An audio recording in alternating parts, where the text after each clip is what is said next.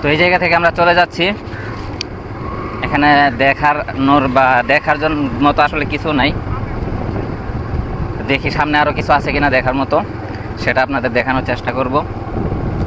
ওই জায়গায় আসলে লেখা ছিল যে ক্যামেরা, ছবি বা ভিডিও এগুলো ধারণ করা নিষেধ, সেই জন্য আসলে বিজিবি আমাকে ডেকেছিল।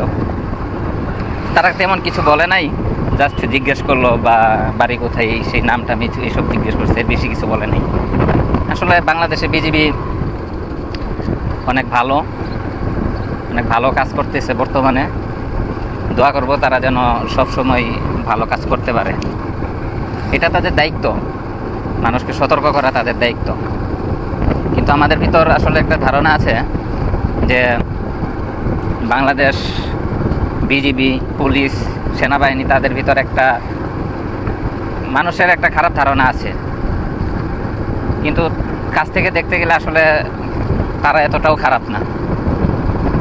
আমরা সবসময় চাবো তারা যেন দেশের জন্য কাজ করে, দেশের মানুষের জন্য কাজ করে। এটাই আসলে চাওয়া তাদের কাছে, এর বাইরে আর কোনো চাওয়া নেই। তো এই যে এইসব দেখতে পাচ্ছেন, এইখানে আসলে এই পাথর, বালি, কয়লা, এই সমস্ত জিনিসের ব্যবসা হয় এই জায়গায়। স্থলবন্দর এইখানে আসলে এই যে পাথর, কয়লা, এগুলারই ব্যবসা হয়।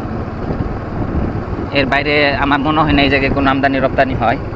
এখানে এই পাথর, কয়লা, জাস্ট এইগুলারই ব্যবসা হয় এখানে। তো আসবেন সবাই। একেবারে যে দেখার মতো অনেক কিছু আছে এরকম কিছু না, আবার যে কিছু নাই এরকমটাও না।